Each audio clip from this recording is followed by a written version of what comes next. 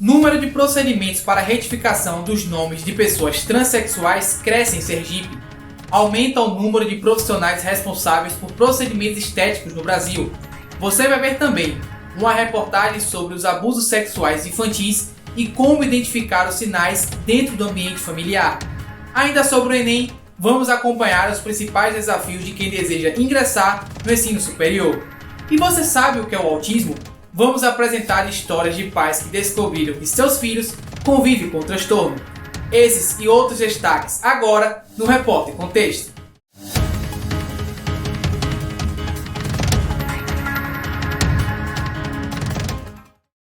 Olá, tudo bem? Eu sou João Vitor e esse é o Repórter Contexto, o telejornal laboratorial do curso de jornalismo da Universidade Federal de Sergipe. Nós começamos essa edição falando sobre o Enem. No mês de novembro, estudantes de todo o país realizaram o Exame Nacional do Ensino Médio. Em Sergipe, cerca de 40 mil inscritos prestaram a prova. A maioria, claro, com o objetivo e o sonho de ingressar na universidade. O Enem representa o principal caminho de acesso ao ensino superior. Mais de 3 milhões de estudantes se inscreveram para as provas deste ano, um número bem diferente dos anos anteriores. Neste ano, atípico e desfavorável para os estudos devido à pandemia, o Enem registrou o menor número de inscritos desde 2005, uma redução de 41% em relação ao ano anterior. Em uma edição marcada por polêmicas e incertezas, observamos as principais dificuldades de alunos e professores para se adaptar às novas formas de estudo. Então, em relação aos desafios, eu acho que não só foi para mim, mas para todo mundo, né? Foi a questão da mudança do formato de aula, que era o tradicional sala de aula, e passou a ser o formato online com a pandemia. Então, a gente teve que aprender a lidar, a equilibrar todos os fatores externos que estavam contribuindo para problematizar, né? Como a questão de estar dentro de casa, do ambiente de casa, que muitas vezes não é propício ao estudo, a questão em si da pandemia, que de certa forma afeta muito a mente do aluno. Ano passado mesmo, como teve a questão da data da prova, muda, vai ser em novembro, vai ser em janeiro, isso contribui muito para a questão da ansiedade do aluno aumentar ainda mais. Então, ano passado a cabeça estava muito ansiosa. Esse ano já foi um pouco diferente, porque a gente já estava mais adaptado, de certa forma, né, ao formato online. A gente já entendia que ia ter que estudar novamente dentro da realidade do online. O desafio do ano anterior foi deixar esses meninos com a saúde mental conectados e entendendo que precisavam estudar. A cabeça deles era insegurança do futuro. O meu futuro vai ser como? Quem era que iria entender o que vem no futuro? Não se tinha vacina. Não se tinha perspectiva de vacina. Então, na cabeça deles era, o que vai acontecer comigo? Eu não vou entrar na universidade? O que vai acontecer com a minha vida? Então, eles pararam de fazer o que tinham de fazer, que era estudar, num formato completamente diferente, porque nunca estudaram dessa forma. Para os professores, outros desafios, porque eram os desafios tecnológicos. Muitos têm aversão à tecnologia. Muitos nunca tinham filmado, nunca tinham feito nenhuma coisa olhando para um computador, para uma câmera. Então, tinha um desafio pelo lado do professor e tinha um desafio do lado do aluno, mas muito aqui concentrado, saúde mental. Então foi um índice de depressão muito grande, um índice de ansiedade muito grande, um índice de angústia, tristeza, medo muito grande. Então contornar isso tudo é que foi um malabarismo para a gente, porque a gente dava aula, mas também tinha que criar aqui no FIC várias outras habilidades que pensassem na saúde deles mental. Para Renata Valéria, que há 9 anos tenta uma vaga para a medicina, a ansiedade foi o principal fator desestimulante na sua trajetória. Saúde mental, para mim, é a base de tudo, porque eu já passei pelo processo de não cuidar da minha saúde mental e sofrer as consequências disso.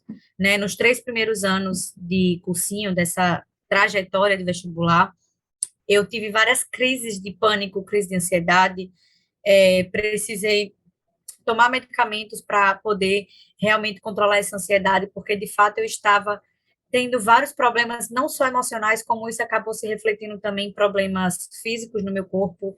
Eu paralisei de cuidar, eu estava numa neura de que, meu Deus, eu preciso estudar acima de tudo, meus concorrentes estão ali na minha frente, eu não posso. Para você ter ideia, às vezes eu chegava a não querer ir ao banheiro ou beber uma água, porque eu dizia, não, se eu for ao banheiro, meu concorrente já vai estar na minha frente, porque ele não está indo. Eu falei, gente, sabe, uma neura muito grande. Desde 2018, Renata compartilha sua rotina de estudos no perfil Quero Ser Caloura. Dessa forma, ela faz da sua experiência um estímulo para outros estudantes e os ajuda a se preparar melhor para a prova. E aí eu criei o Instagram justamente com esse objetivo de poder ajudar pessoas com a minha experiência, de dizer, isso aqui eu fiz e deu certo, isso aqui eu fiz e deu errado. Então vá por esse caminho, não vá por esse caminho, mas vá por esse caminho. Não que as pessoas tenham que fazer exatamente como eu fiz, que porque deu certo comigo vai dar certo com elas, mas não. É mais para elas verem assim, vou me inspirar nisso aqui, sabe? Eu gosto de ser uma inspiração para as pessoas porque eu tenho muito orgulho da minha trajetória, sabe? Então, eu criei o Instagram justamente com esse objetivo e principalmente para desmistificar essa ideia de que aluno não tem vida social, de que vestibulando é só vestibular e acabou, e que não existe mais nada além disso. Não, eu tento justamente trabalhar essa questão da saúde mental, de cuidar da ansiedade, de focar em outras coisas além da prova, para que a gente justamente tenha esse equilíbrio. Esse é o meu principal objetivo. Outra grande iniciativa de apoio aos vestibulandos é o cursinho popular Doutora Mir Santana, composto por estudantes da Universidade Federal de Sergipe. A ideia do cursinho é democratizar, né, o acesso ao ensino superior, ao ambiente da faculdade, principalmente é voltado para pessoas de baixa renda, de que frequentaram a maior parte da vida delas no ensino público. E a nossa intenção, nós somos, o cursinho ele foi fundado por estudantes de medicina, né, mas hoje a gente conta com ligantes de diversos outros cursos. Hoje essa ideia é muito genial que eu abracei com todas as minhas forças a ideia. E é justamente isso, é dar acesso à educação, porque a gente já passou por essa etapa, né? A gente também foi pré-vestibulando, a gente sentiu na pele todas essas dificuldades. E aí imagina quando a gente entra num aspecto mais de escola pública. Mas se engana quem acha que apenas seguir uma rotina de estudos é o suficiente. É preciso também dar prioridade à saúde mental. Agora é lapidar o que você está errando, é entender se você está errando por conhecimento, se você está errando por falta de atenção, se você está errando por nervosismo. Se for nervosismo, os que podem têm que fazer uma terapia. Os que podem, os que têm recurso. Não tem recurso. Aí no YouTube, gente, tem meditação, no YouTube tem palestra, porque você tem que trabalhar com o recurso que você tem. Agora vamos falar sobre o autismo, um distúrbio neurológico comum, mas que é pouco conhecido pela sociedade. A estimativa é de que no Brasil, cerca de 2 milhões de pessoas convivem com este transtorno. Comportamentos repetitivos e restritivos, dificuldade com interação social, pouco contato visual são algumas características do transtorno do espectro autista, mais conhecido como autismo. Apesar de alguns diagnósticos serem feitos de forma tardia, já na infância, algumas características desse transtorno podem ser percebidas. Um ponto que pode ser observado, durante o processo de desenvolvimento da criança, desde quando nasce, é o processo de comunicação. Então, o primeiro ponto a ser observado é esse contato visual, que pode ser um dos principais fatores de crianças com autismo. E aí, durante o processo de amamentação, a criança, o correto é que a criança mantenha um contato visual, um sorriso social. E quando o sujeito vem apresentando comportamentos autísticos, primeiro ponto é ter o olhar, mas muitas das vezes é aquele olhar disperso. Não tem muito sorriso social, não tem muita interação. A partir do momento que a criança é diagnosticada, os pais precisam começar o tratamento o quanto antes. Não é necessário esperar muito tempo para que possa iniciar a intervenção. Quanto mais cedo, melhor o resultado, o desenvolvimento e a funcionalidade do paciente. Esse processo de diagnóstico, além de muito necessário, é desafiador para pais de crianças autistas, como foi com Josivaldo Alves, pai do adolescente João Gustavo, de 14 anos. Quando a gente recebe um diagnóstico, qualquer família que recebe um diagnóstico, a gente fica sem chão. Eu, no meu caso, particularmente eu e minha esposa, nós perdemos o chão, como eu disse, mas eu não é para dramatizar, é a realidade. Eu me senti como se eu estivesse no meio de uma floresta, me tivessem me jogado no meio de uma floresta e disseram, agora se vire, você e sua família. Eu me vi sem norte. A gente é assim, a gente se vê sem norte. Técnico em contabilidade, Josivaldo também é equitador e coordenador de um centro de ecoterapia na cidade de Lagarto. O Centro Lagartense de Ecoterapia atua há 12 anos auxiliando crianças e adolescentes portadoras de deficiências intelectuais ou físicas. Ele foi idealizado e criado por Josivaldo após seu filho ser diagnosticado com autismo. O João Gustavo foi diagnosticado aos 2 anos de idade e tem a ecoterapia como sua grande aliada, pois além dos tratamentos necessários para portadores do autismo, a ecoterapia também auxilia no desenvolvimento da pessoa autista. A ecoterapia, ou terapia assistida por cavalos, como também é conhecida, é um método terapêutico que utiliza o cavalo por meio de uma abordagem interdisciplinar nas áreas de saúde, educação e equitação, buscando o desenvolvimento biopsicossocial de pessoas portadoras de deficiências físicas ou intelectuais.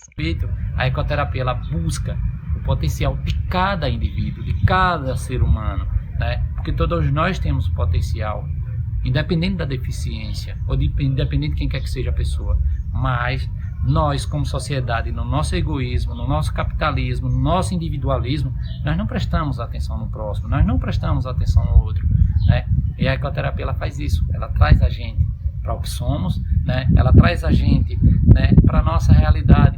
E assim, o que eu acho bom nisso, até o que Deus quer da gente, né? Que a gente possa olhar o irmão como ele é. A gente aqui, nós não temos preconceito, né? A gente aqui, nós temos conceito sim, de tudo o que a gente tem de melhor na vida, né? A pureza da vida. Outra forma de tratamento que auxilia no desenvolvimento da criança autista é a fonoterapia, que auxilia na fala da criança. As atividades são realizadas de forma lúdica, como conta a fonoaudióloga Edna Almeida. Né? O meu público atualmente é só de crianças e assim, da forma mais lúdica possível. Né? Porque assim, é a partir do lúdico que eles aprendem. Isso na escola, em qualquer outro lugar. Né? Então na clínica de fonoaudiologia não é diferente. A partir do lúdico. Edna também é mãe de uma criança com autismo, o pequeno Heitor, de 3 anos. Ela conta que começou a desconfiar que o filho era portador do autismo após comentários da família de regressão na fala de Heitor, que sempre foi uma criança comunicativa. Mas assim, o ponto-chave da situação que deu aquele estalo foi no aniversário de 2 anos, que ele começou a apresentar características, a gente começou a perceber características que não eram comuns. Né? Então assim, ele tinha uma linguagem, mas a gente percebeu também que ela foi reduzida. Né? Não sei se pela pauda neural, mas ela reduziu, ele teve uma regressão. Então nessa regressão a gente foi na pediatra, que pontuou, né, e pediu para que a gente começasse as terapias, e a gente começou. Né? A gente levei ele no outro fono, porque nós precisávamos de um relatório que fosse neutro, né? Assim, o meu olhar era um olhar de mãe, não de profissional. E a gente precisava também do olhar profissional, então viemos nessa caminhada com fono, TO, psicóloga e a neuropediatra também. Sobre a aceitação da família, Edna conta que nem todos compreendem e aceitam com facilidade. Nossa família é muito grande, então assim, tem aquela parte que super entende da limitação dele, né? E entende, tipo, quando ele chega que ele não quer cumprimentar, passa batido. E tem a parte que não entende, né? Mas aí a gente leva de boa. Tipo assim, eu prefiro atentar para aqueles que entendem, né? Porque assim, se você não entende, viu, tá bom, fica aí sem você entender, porque eu tô entendendo, pra mim tá ótimo. E ele se aproxima mais das pessoas que entendem, porque assim, eu entendo que é mais fácil para ele conviver. E assim, se tanto família como amigos, eu percebo que assim, não tá muito interessado, né, em compreender as limitações dele, a gente meio que dá uma disfarçada, sai fora. Apesar dos desafios, quem convive com uma pessoa com o espectro autista sabe que amor não vai faltar. O Comitê Científico do Nordeste emitiu um parecer onde não recomenda a realização das festas de Ano Novo e de Carnaval nos estados da região, por conta da nova variante do coronavírus, a Omicron. De acordo com os dados divulgados pelo consórcio de veículos da imprensa, o país tem cerca de 64% da população totalmente imunizada, e as festas poderiam intensificar a transmissão do vírus, o que resultaria em uma nova onda de pandemia. No documento divulgado, o consórcio pede ainda que os governos intensifiquem a vacinação, fazendo busca ativa das pessoas que não receberam a segunda dose e ampliem a vacinação nas escolas para maior cobertura vacinal nos adolescentes. Além disso, recomenda a manutenção do uso de máscara e o passaporte da vacina para ingresso das pessoas em determinados espaços, como estádios de futebol, teatros ou cinemas. O comitê analisou ainda a situação em cada estado e, segundo o boletim, Sergipe está com a intensidade da pandemia em níveis baixos, mas há a preocupação com a possível realização das festas de final de ano. Bom, dando sequência ao telejornal, a gente fala de um tema agora que exige muita atenção. O abuso sexual infantil é o segundo tipo de crime que mais atinge crianças e adolescentes no Brasil. A maioria dos casos ocorre dentro do ambiente familiar, quando o abusador se aproveita da posição de poder para intimidar a vítima. Confira a reportagem de Tatiane Macena e Jane Miranda. No ano de 2020, a cada 15 minutos, uma criança era abusada sexualmente no Brasil.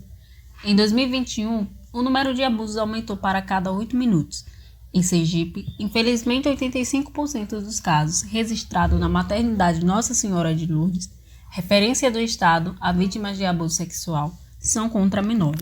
Segundo o último boletim epidemiológico da violência sexual contra crianças e adolescentes no território sergipano, nos anos de 2009 a 2017, foram registradas 6.576 notificações de abuso, sendo que 3.876, que corresponde a 59,11%, são contra menores de 18 anos. Segundo a psicóloga social Karen Mirella Salles Venâncio, quando uma criança sofre abusos, ela apresenta sinais. Por isso, é preciso atenção da parte dos tutores. Então, muitas vezes, as crianças são avaliadas, são levadas ao serviço de saúde porque estão apresentando alguma alteração comportamental relacionada à sexualidade. Mais explícito, vamos dizer, uma criança está apresentando uma masturbação com frequente, ou ela está verbalizando, está tendo um discurso sexualizado que ela não tinha antes, isso pode ser um sinal de que está acontecendo uma violência, né? Ela está sendo exposta a um conteúdo que não é adequado para a faixa etária dela. Mas tem outros comportamentos que podem ocorrer que a gente não associa de cara com a violência sexual. É uma criança agitada, uma criança sonâmbula, pesadelos frequentes, choro fácil, qualquer coisa a criança chora, uma criança agressiva, verbal e fisicamente, então batendo nos coleguinhas, com dificuldade de aprendizagem. Então, são comportamentos que a gente não consegue associar primeiro de cara a um abuso sexual, né? Mas eles também podem ser sinal de que está tendo alguma coisa com aquela criança. Na maioria das vezes, os abusadores são aqueles que deveriam proteger as crianças: pais, tios, padrastos e conhecidos da família. Foi o que aconteceu no mês de outubro deste ano, no bairro Santa Maria. Lohane Kettler, de apenas 6 anos, foi levada por Ricardo Alves da Costa, de 43 anos, que se aproveitou da inocência da criança, ganhando a sua confiança com balas, a levando em seguida para a casa dele, onde abusou sexualmente da menina. Depois a matou e jogou o pequeno corpo em um morro. O suspeito, que confessou o crime, trabalhava em frente à residência da família. Ela era uma menina maravilhosa, né? Era uma criança animada, era super divertida, brincava muito com as crianças aqui na rua. Não tinha maldade nenhuma, né? Como todos sabem. Doce demais, Lohane. Com a irmã também, da irmãzinha dela. Ela sentiu muita falta dela. Foi tirada uma parte da gente, né? Só Deus sabe como a gente está passando para poder seguir em frente com isso. Por causa do pensamento conservador enraizado na sociedade, diversas famílias têm dificuldade para conversar sobre sexualidade. No entanto, o diálogo sobre o assunto é essencial para que haja prevenção de abuso. Juliane Reis sempre alerta suas filhas Maria Helena, de 5 anos, e Emanuele, de 6, além de salientar a importância da educação sexual no ambiente escolar. Sempre converso com elas, se acontecer alguma coisa, elas chegarem e falar para mim, que sou mãe, para o pai, para alguém que ela se sinta confiável. E eu ensino muito a elas que se a gente estiver em algum lugar, ela tiver alguém desconhecido, chamar ela não ir. Na escola deveria falar mais sobre esse assunto, sobre a prevenção, e acho muito importante fazer atividades, não especificamente falar sobre o assunto, mas sobre a prevenção para não acontecer coisas piores. Isso incentivaria mais aos pais a ter mais diálogos com seus filhos, os pais ficar mais cuidadosos e se prevenir contra esse tipo de assunto. A coordenadora pedagógica Tainá Santana já chegou a identificar um caso de abuso quando uma criança relatou na escola que vinha sofrendo abusos em casa de seu próprio pai. Existe um caso gritante dentro da escola que a aluna pediu ajuda ao quadro de funcionários e ela tinha sexualidade bastante aguçada. Isso chamava atenção para uma criança de 10 anos, ela sempre sentia atração pelos professores mais velhos, ela sempre se apaixonava com muita facilidade e a gente estava sempre ali em vigilância, conversando, orientando, né? E aí a gente foi se aproximando, aí ela pediu para conversar com a direção. Ela foi até a direção e ela disse, olha, eu sofro abuso, meu pai todas as noites me procura no quarto. Caso o abuso sexual seja identificado, é preciso procurar imediatamente o atendimento médico, denunciar o crime por meio do Disque 100, acionar o conselho tutelar mais próximo e, principalmente, dar apoio à vítima e familiar. Buscar o quanto antes a maternidade Nossa Senhora de Lourdes, que é o nosso serviço de referência no estado, né? Sabe, aconteceu, não espera. Funciona 24 horas, né, a maternidade. Então, isso é importante, não precisa de encaminhamento. Ela pode chegar lá, é porta aberta, porque a violência sexual não tem hora. Pode ser final de semana, pode ser no feriado, pode ser no carnaval, pode ser de madrugada. É preciso ficar atento aos sinais de comportamento das crianças e conscientizá-las de que ninguém pode tocar suas partes íntimas, deixando claro que se ela se sentir incomodada com algo, deve conversar com um adulto de sua confiança, além de punir os abusadores, para que esse crime seja erradicado. O número de procedimentos para a retificação do nome de pessoas transexuais no registro civil cresceu cerca de 52% entre maio de 2019 e 2021, segundo dados da Corregedoria do Tribunal de Justiça de Sergipe. Estes dados refletem a caminhada em marcha à garantia de direitos civis e respeito para todos. Quantas vezes utilizamos os documentos ou nos apoiamos nos registros como uma forma de mostrar quem somos? Pode parecer simples, mas para algumas pessoas isso não expressa a real identidade. Para as pessoas transexuais, isso é um desafio. É o caso do Michel, para quem a retificação do nome foi um renascimento. Pensa comigo, quando um neném nasce, ele ganha uma certidão de nascimento, não ganha. Eu penso da mesma forma. Eu penso que, não que você esteja nascendo de novo, teoricamente sim, uma parte de você tá, porque você está assumindo uma parte sua que esteve presa a vida inteira. Então, assim, eu acho que em casos assim, eles deveriam, pelo menos, tudo bem, a gente consegue pagar o RG, porque o RG é barato, mas em relação à certidão de nascimento, eu acho que eles deveriam, ao menos, dar a primeira via da certidão de nascimento retificada gratuita. Por quê? Porque é uma nova identidade que você está assumindo. E não é assim, como que eu posso dizer, por diversão ou por essas coisas. É porque é você.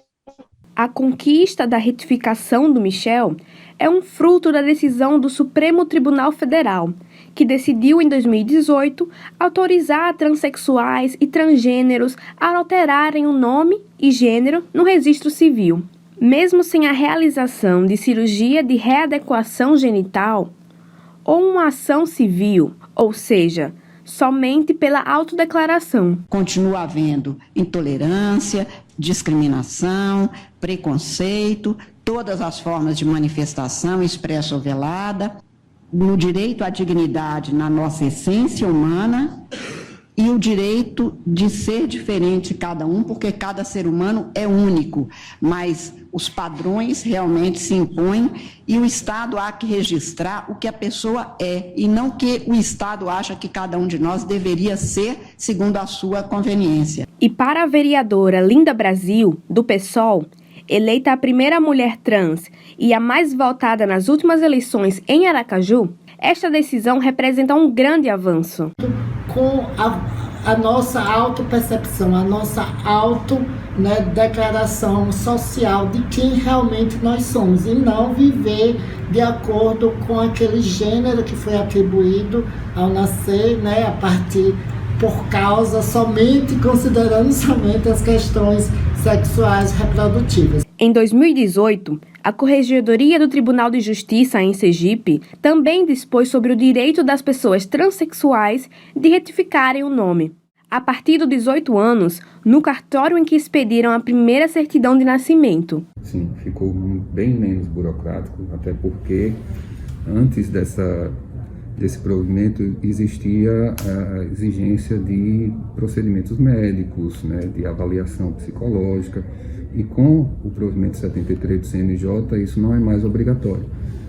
A pessoa que deseja essa retificação de nome e gênero, ela até pode apresentar a critério dela, mas isso não é um documento que o cartório tenha que exigir.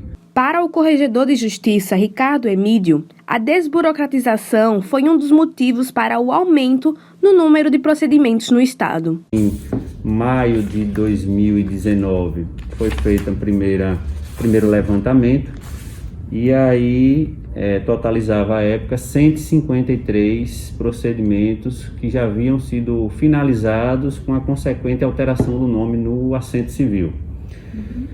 Isso contabilizando desde a decisão do Supremo, o reconhecimento desse direito, 153 à época. Já mais recentemente, agora em março desse ano, foi feito a mesma expedição de ofício circular com essa finalidade também, para ver os dados atualizados, e aí o número tinha passado para 289. Isso contabilizando também desde a origem lá em 2018, quando o Supremo reconheceu esse direito, essa possibilidade. Então, de 153, houve um acréscimo para 289 nesse intervalo. Mas antes mesmo da retificação do nome ser desburocratizada, as pessoas trans podiam recorrer ao uso do nome social, aceito em diversos órgãos públicos no país. Na verdade, já existem algumas portarias, no institucional, pelo SUS, no MEC, nas universidades, que garante o uso do nome social nessas instituições para aquelas pessoas trans que ainda não retificaram o nome. Porque hoje a gente já conquistou o direito das pessoas trans retificarem o nome e o gênero diretamente no cartório. Que quando a gente retifica já não é mais o nome social, já é o nome civil. O nome social só garantia o tratamento adequado das pessoas transexuais dentro das instituições específicas e não na sua comunidade como um todo, o que gerava para Michelle situações desagradáveis e constrangimentos em público. Então é uma coisa que você se sente bem constrangido, principalmente se você está em algum lugar público. Se você está no mercado, se você está numa farmácia e alguém te chama, você tem duas opções. Ou você vai ignorar a pessoa, ou você vai entrar em pânico. No meu caso, eu entro em pânico. Porque, assim, é muito desconfortável. Porque as pessoas te tratam de uma maneira, quando, na verdade, você se vê de outra. Então, assim, é algo muito, muito, muito chato mesmo. Eu cheguei a ter muitas crises de ansiedade por conta disso. Crise de pânico, eu tinha muito, porque é uma coisa que você se sente deslocado e todas as pessoas que estão em volta ficam assim, mas não é um menino? Chamando pelo nome de menina, e aí a gente fica muito confundido. Para a vereadora da capital, o direito ao nome social e a retificação do nome como um atributo da dignidade humana garante a identidade e a visibilidade de pessoas transexuais dentro de várias esferas da sociedade. Tem a questão de que 90% das mulheres trans e travestis estão compulsoriamente na prostituição, né? Por esse processo que eu já falei, da exclusão familiar, escolar, e, consequentemente, a questão profissional fica mais difícil, né? Você adentrar dentro de profissões formais. E o outro dado é a nossa expectativa de vida, que é de 35 anos. Quer dizer, um agrupamento que tem essa expectativa de vida é muito difícil. Então, por isso que é importante a gente estar denunciando, a gente está trazendo esse debate, né, e conquistar, né, políticas públicas como esse, né, da lápide, a questão da memória também, é como se fosse negar a história daquela pessoa. Então, imagine como é importante a nossa luta, porque a gente tem de lutar não só contra o Estado, mas também contra de conscientizar a família, a sociedade, né, sobre essas questões, né, e por isso que eu sou mestre em educação, porque eu acredito que através da educação, através do conhecimento, através da informação, né, que a gente vai desconstruindo, né, esses estereótipos, esses estigmas, essa marginalização, né, que as pessoas ainda têm em relação à população LGBT, que é mais especificamente a população trans, travestis, pessoas não binárias, porque elas, de uma certa forma, são as mais invisibilizadas, que foram mais silenciadas, né? Mas agora, né, a gente está podendo ocupar espaço na sociedade, como a academia, a política, as artes, e com certeza, mesmo nesse momento difícil, a gente está questionando algumas normas, algumas estruturas, né, e provocando reflexões e, quiçá, transformações aí nesses espaços. E é isso, eu acho. E além disso, que não é uma luta só nossa, LGBT, né, pessoas trans, é uma luta de toda a sociedade, porque eu acho que quanto mais a gente tiver essas pessoas no nosso dia a dia, todos nós acabamos ganhando com isso, né? De acordo com o último relatório divulgado pela Associação Nacional de Transsexuais e Travestis em 2021, o Brasil é o país que mais mata pessoas trans no mundo, com quase uma morte a cada 2 dias. E, interpretando esses dados, a vereadora tem um projeto de lei tramitando na Câmara para garantir que as pessoas trans tenham o direito de ter o nome social em suas lápides em caso de óbito. No caso das pessoas trans que acabam morrendo por alguma questão, seja assassinada, seja por uma doença, quando morre por causa ainda da falta de aceitação da família, elas acabam sendo, eu digo que existe 2 mortes, a morte física e a morte social, moral daquelas pessoas, porque mesmo depois da morte, né, quando a pessoa vai ser enterrada, na lápide a família acaba colocando um nome, né, de registro, que de uma certa forma acaba sendo uma violência, né, para principalmente aquelas pessoas que estão presentes ali e que sempre reconheciam, né, aquela pessoa tendo de acordo com aquela vivência social dela, seja no gênero feminino, para mulheres trans ou travestis, ou masculinos, como acontece com os homens trans.